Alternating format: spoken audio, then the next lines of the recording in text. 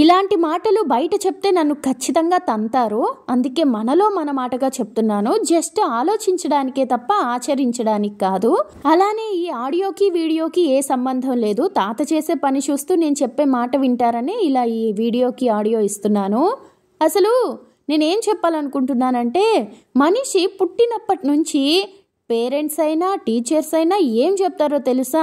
Success అవ్వాలి, టైంని సద్వినియోగం చేసుకోవాలి, ఏదో ఒకటి సాధించాలి, ఇలా చెప్తూ ఉంటారు.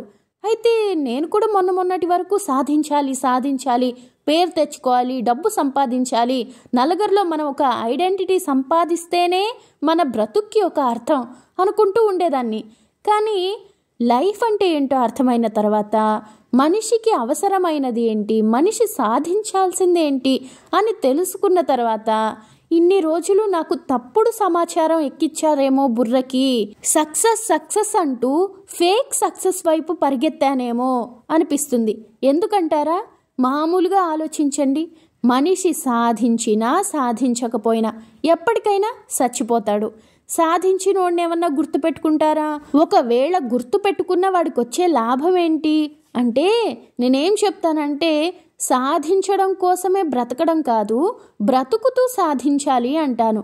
మనిషి జన్మ అంటే అన్నిటికంటే గొప్ప బుర్ర ఉండి ఆలోచించగలుగుతుంది కాబట్టి, ఆ బుర్రతో మనం ఆలోచిస్తూ, మనం ఏం నచ్చితే, మనకి ఏది చేయాలనిపిస్తే అది చేస్తూ ముందుకు పోతే బాగుంటుంది. అలా కాకుండా ఎవరో ఏదో పొగడాలని మనకిష్టమైన వాటినన్నీ పక్కన పెట్టేసి ఇష్టం లేని బ్రతుకుతూ సక్సెస్ అయిపోతే చాలు, సక్సెస్ అయితే అప్పుడు అందరూ మనల్ని గుర్తిస్తారు. అసలు ఎవరో మనల్ని ఎందుకు గుర్తించాలి? ఎవరు గుర్తించకపోతే మనకు ముద్ద దిగదా? ఎవరు గుర్తించకపోవడం అంటే అదేమన్నా తప్ప? లేదంటే నలుగురు గుర్తించడం వలన మనకేదైనా కడుపు నిండిపోతుందా? ఈ గుర్తింపు అసలు అవసరమా? ఇలాంటివన్నీ ఒకసారి ఆలోచించుకున్నామనుకోండి. నేను చెప్తే మీకు కష్టంగా ఉండొచ్చు, కానీ ఎవరికి వాళ్ళు ఆలోచించుకున్నారనుకోండి, అబ్బే ఇవన్నీ అసలు ఏం అవసరం లేదు. ఒకరు గుర్తించినా గుర్తించకపోయినా, మనల్ని గొప్ప అన్నా అనకపోయినా, మన బ్రతుకు మనది, మన జీవితం మనది. ఎలా బ్రతకాలనుకుంటే అలా బ్రతుకుతాం, ఎంత చక్కగా తినాలంటే అలా తింటాం. సో ఒక డిసిప్లైన్డ్గా, అంటే ఒక మనిషి జన్మ తీసుకున్నందుకు తినాల్సింది తింటూ, చేయాల్సింది చేస్తూ, లైఫ్ని పీస్ఫుల్గా ఎంజాయ్ చేయకుండా సాధించాలని, అదని ఇదని కాంపిటీషన్ అని చెప్పేసి జీవితంలో సగం రోజులకి పైగా ఈ స్ట్రెస్ యాంగ్జైటీలతో బ్రతికేసి, ఏదో కొంచెం సాధించగానే సంతోషపడిపోయి ఎంత చాలనుకొని, అలా అంటే నాకు పిచ్చిలేసిందని మీకు అనిపించవచ్చు. కానీ సక్సెస్ అనేది నిజంగా అవసరం ఆ మనిషికి? ఏ రోజుకి ఆ రోజు తిని సంతోషంగా బ్రతకడం సక్సెసా?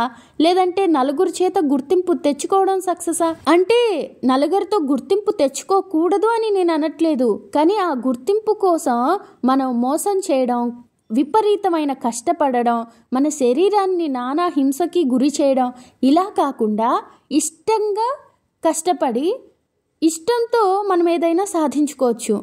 సో అలా న్యాచురల్గా జరగాలి, అంతేగాని అదేదో ఆర్టిఫిషియల్గా ఉంటే దానివల్ల ఏంటి లాభం అని. సో ఫైనల్గా ఇంత బ్రతికి సక్సెస్ అంటే ఏంటో తెలుసుకున్న నేను నా పిల్లలకి ఏం చెప్తానంటే, సంతోషంగా తిని హాయిగా బ్రతికి ఎవరికి కష్టం కలిగించకుండా, ఎవరి వల్ల నువ్వు కష్టపడకుండా ఉంటే అది నువ్వు మనిషిగా సక్సెస్ అయిపోయినట్టే. ఇక పనిలో సక్సెస్ అంటావా, దాన్ని ఎవరితోనో కాంపిటీషన్ గానో లేదంటే ఇంకెవరికో నీ గొప్పతనం చూపించాలనో కాకుండా, నీకు నచ్చిన పనిని చేస్తూ అందులో కూడా 100% పర్ఫెక్షన్ తెచ్చుకొని, అలా నిన్ను నువ్వే ఇంప్రూవ్ చేసుకుంటూ ఆ పనిలో ముందుకు వెళ్ళు. అదే అసలైన సక్సెస్.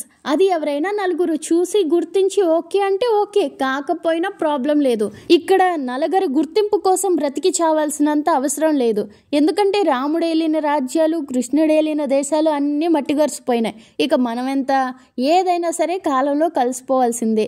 సో మన జీవితాన్ని బలి చేసి మనం సక్సెస్ అవ్వనవసరం లేదు. మన జీవితాన్ని ఎంజాయ్ చేస్తూ, ఎక్స్పీరియన్స్ చేస్తూ సక్సెస్ అయితే సరిపోతుంది.